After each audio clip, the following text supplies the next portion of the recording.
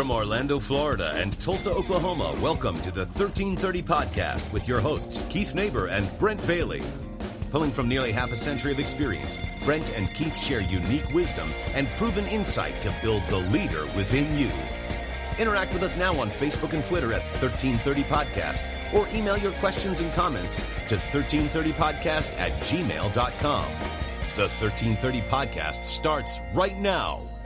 Welcome back to the 1330 Podcast. Hi, everybody. It's Brent Bailey. And Keith Neighbor, sitting sidekick, riding shotgun. And we're sitting here just having some good discussions on leadership. And we took a year off, just not because by choice, just out of necessity. And we've been back now, and this is our third show back. And we're just talking about some things that we've learned over these, we worked together for 11 years. We've both been on kind of a separate tracks, even though we still talk multiple times a week for about 5 years now. And so we were talking the last couple times about valuing people in your organization and making them feel like they're very much a part, but also caring about them. And, you know, it always comes back down to the fact that people kind of go, why?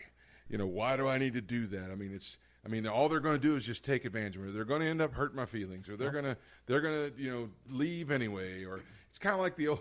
It's kind of a weird analogy, but it's kind of like the old Ike Turner, Tina Turner's ex-husband. If you ever read that autobiography, where he was always afraid because he had raised up so many famous singers that went on to have their own career.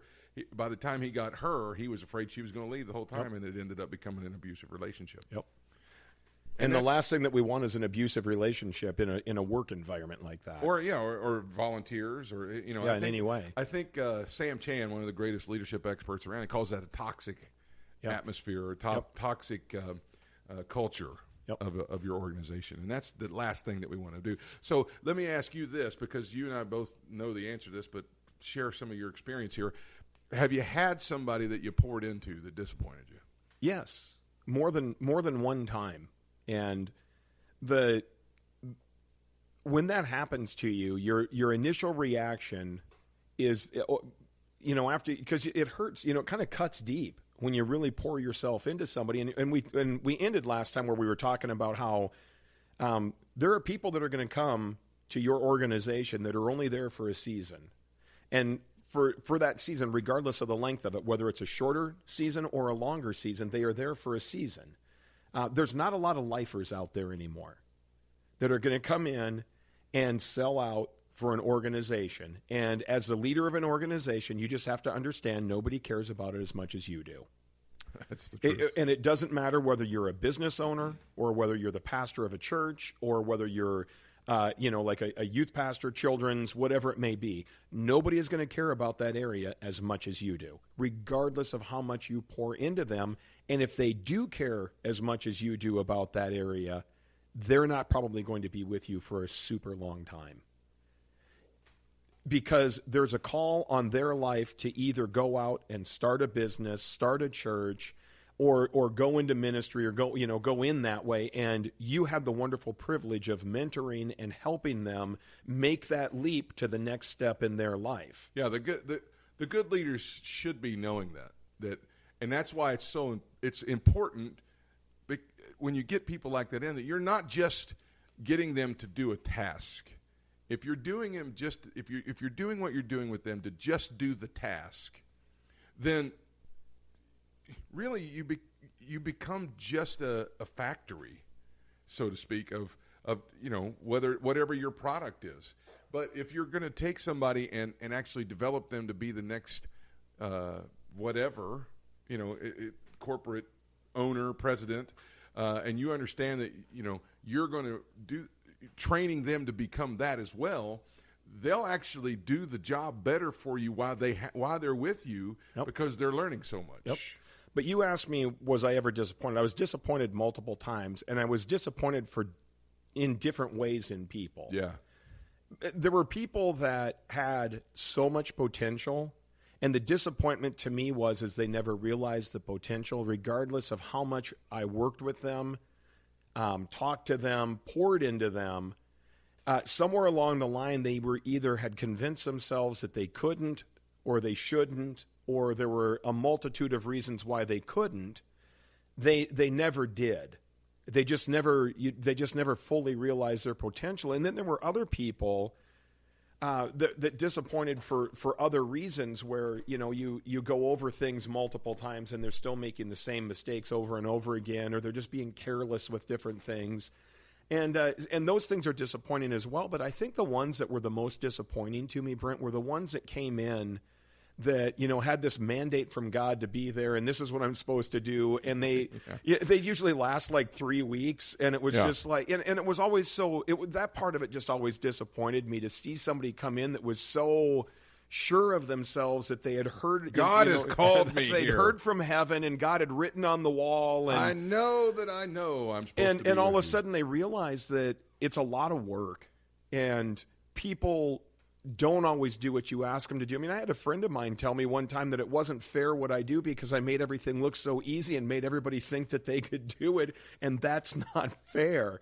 And I'm like, what are you talking about? And he goes, you just stand up there and make everything look so easy. And I'm like, I still don't understand. He goes, Keith, you just do all this stuff and nothing is ever a big deal. And I got out there and started doing it. And I'm like, did your pastor yell at you? And he's like, yes. It was just like, but he just said, he goes, I don't think that you taught me everything that you knew. And I said, I didn't teach you everything that I knew. And he's like, I volunteered with you for like 7 years. And I'm like, dude, I got a lot of knowledge. Yeah. And it's the other side of that is that maybe you didn't pay attention enough. Now, he's pastoring a church and doing awesome, and everything is going great for him, but I just thought it was an interesting statement that he made is that, when you're passionate about what you do, I don't know all the answers, Brent. You know that. Good Lord, you worked with me. I mean, there were times when you came in. I wish we did. Absolutely. We did know you. But I still remember coming in and presenting an idea or something, and you would look at me and say, you really haven't thought that out, have you? And it was like, well, no, not really. I mean, I kind of thought about it. He's like, what, in the shower, or just before when you just woke up, just before you went to bed, and then that's all you thought about it? Or did you just think of it right now? And it wasn't one of those where he was being mean and whatever to me, but it was true. It was truth. And so I don't know all the answers to everything, but I did everything I could to pour myself into people, knowing I was going to be disappointed, knowing they were going to let me down. And even after I was let down, and even after I was disappointed, and people left and said bad things about me and said bad things about the ministry as a whole and everything else, I continued to do it because of my love for people. And as a guy that I'm not a pastor right now, dude, I'm a salesman right now. Right. And as I tell everybody else, I never really held salesmen in that high a regard before, and having me a part of that member of that club right there isn't really helping any either. But even where I'm at right now, I find it interesting that the leadership ability that I have, everybody I work with has more experience doing what I do. They all have more knowledge than I do, but yet people still look to me for answers. And I find that fascinating. Yeah. And I'm not trying to brag and say anything about anything with that, but when you have leadership abilities and skills, I think that it is your obligation to try and make everybody around you better. That's 100% truth.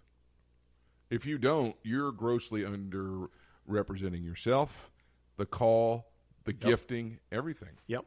And that comes back to that disappointment side of things. There are too many people that are out there that have been hurt and disappointed, and they just say, you know what, I'm never going to allow myself to be hurt like that again. Anymore, And when you were pastoring the church, when the first you've been through some iterations of and waves of people leaving, you made a statement to me one time that said, Keith, no matter how hard I try to not make this personal about me, he goes, this church, you always tell me, this church is my baby. Yeah. And I started this thing from the ground up with my wife and kids, and this is what we've got. And it still hurts every time somebody walks out the door because they're not rejecting the church or they're not rejecting God. I feel like they're rejecting me. Yeah. And I'd never really thought of that before.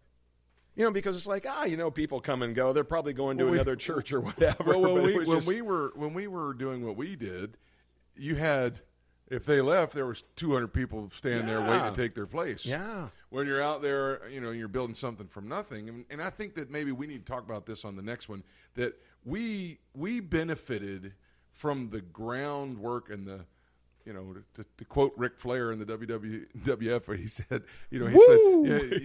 he said, I'm a trailblazer.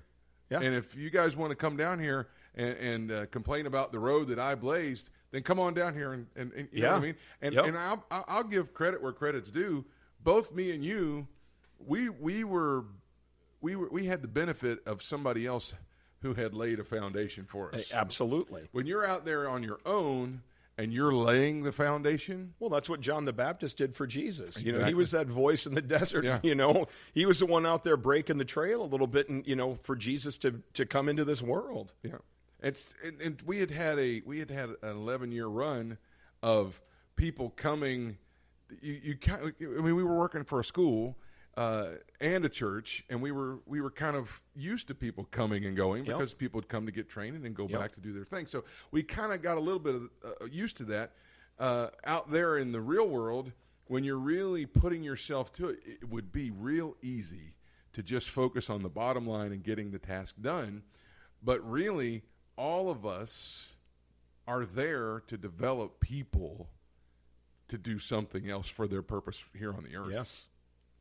And what we develop them to do in whether, whatever setting whatever setting you're in, whether it's a secular job or a ministry job, you're pastoring, whatever it may be, you're a department head, over something as a volunteer, whatever it may be. I'm a firm believer that whatever it is that you're doing, it's got to benefit somebody outside of that arena. For me as sales, what I do has to benefit me outside the walls of work. In ministry, what I did and what I taught people that volunteered with me and what I learned from people had to also benefit me outside of that arena. It's got to make a difference in your everyday life. Do you think that may be some of the answer? And I don't want to get in a political discussion or make this a political show, but do you think that may be some of what people are really expecting when they're talking about, redistribution, and that some of that could be solved by building value into people instead of just throwing money at them or withholding money from them or anything like that? Yeah, either way on that. And like I said, I'm tired of politics. We're not trying to make it weary political. of all of that on that side, but I benefited in my life. I've benefited as a sales guy. I like being around people. I like people. And as a result of that, I'm very personable. I've been doing the job that I'm at right now for a little over 6 months, and I'm their top salesman this month.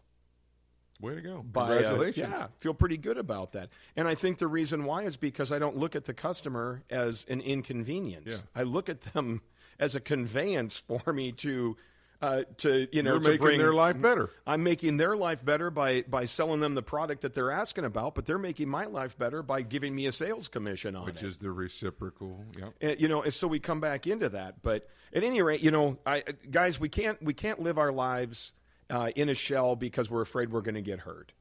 We're going to get hurt. We're going to. It's regardless. So we got to get ourselves out there a little bit. And we got to make sure that we're doing it for the right reasons. And like I said, dust yourself off, get back up, keep loving people, keep pouring yourself into them, and things are going to be just fine. Hit us up on the Twitter and the Instagram and Facebook, 1330 Podcasts. I'm Keith Neighbor. I'm Brent Bailey. Shoot us an email at 1330podcast@gmail.com. We'd love to hear your comments, suggestions, complaints even if you want. We don't want complaints. Come on. Take care, everybody. We'll see you next time. Take it easy. Thanks for joining us for the 1330 Podcast with Brent and Keith. We want to hear from you. Find us on Facebook and Twitter today at 1330 Podcast or email us directly at 1330podcast@gmail.com. Join us next time for another 13 minutes and 30 seconds geared to change you into the leader that you and those who follow you want you to be.